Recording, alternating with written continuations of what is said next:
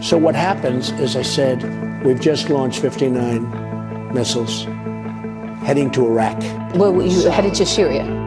Yes, heading toward Syria. And I want you to know that.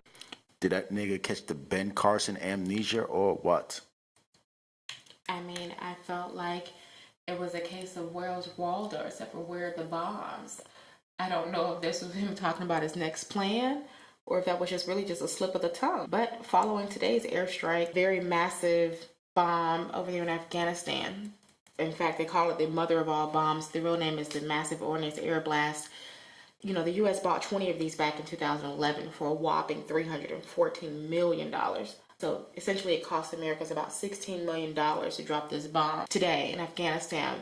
And the whole reason for dropping the bomb, a little bit of speculation, they're saying is to thwart efforts for, you know, the Islamic State to have means to travel through these very intricate tunnels and caves that ISIS is using, you know, to go against U.S. military advisors and Afghan forces in the area.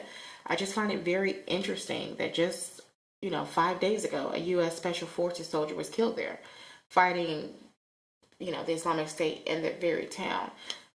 Now, I know that the U.S. government have these secret civilization underground. So my question is, how do you know that these are accurate locations where they actually have these military bases underground and tunnels in the caves? Like, you're just taking an assumption and just blowing up basically a mountain, hoping to find the terrorists in there, when you can actually go find actual targets and actually attack those.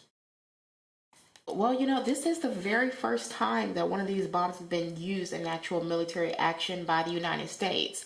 So, I mean, if I didn't know any better, I just think that Trump was up there playing with these different bombs and codes and trying to see which one works best way. I mean, the conclusion, the amount of time that it's taken the Trump and the administration and the military to get to these conclusions, to do these large adversary, you know, reactions back, this bombing in Syria, you know, earlier this week, the bombing now in Afghanistan, from the things that they're saying that are happening, from, you know, President Assad releasing the chemical war, the chemical bombs against his own people, it was a matter of days, not even a week. Same thing with this, a matter of days, not even a week since the incident happened, till you see the actual U.S. military responding in major ways. Well, like previous wars, when did we ever take the time to go through the proper procedure to start these unconstitutional wars? That's why they're considered unconstitutional, because we're not going through the proper procedure to get the proper approval to go to war, to declare war. We're just going to war unannounced. You're not supposed to do that. Right. What's really hitting me is that it's nice to see the celebrities involved, but at least get the information right. You know, celebrities are taking to social media sites and saying, you know, oh, President Trump has $314 million to bomb Afghanistan, but not enough to run these, you know, social programs such as Meals on Wheels. So giving the inaccurate information, that was actually a purchase that was made in 2011 by the Obama administration. And that was for all 20 of the bombs. So that money was already spent by your previous Uncle Tom president. So I know we want to blame Trump for, you know, what he's currently doing, but this is a continuation of the last administration, which is a continuation of the last administration. This is a continuation of dictatorship policy. So you can't blame the current president for finishing up the last president work, because no matter what president it is, I bet you if you do the research and dig up information, most of the stuff they're doing is just finishing up the work of the last, you know, person that was in office.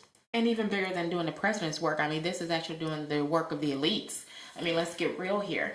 The countries that have been invaded in the past, you know, 10 to 15 years are all countries that don't have a Rothschild's bank. I mean, look what happened in Libya.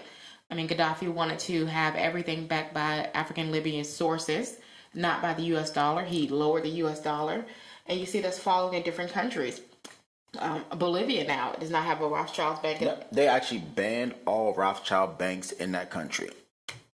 So you see, it's happening. So anywhere you kind of see this pattern of there's no Rothschild bank, there's no central bank there, there'll be an overthrowing of the leadership, which is all of a sudden now they're, you know, tyrants and they're doing crimes against humanity, against their own people, and they're terrorizing the state. So we must take that leader down and then replace them with someone freshly wrapped in the, you know, the red bow and banner of the Rothschilds. And there you have it.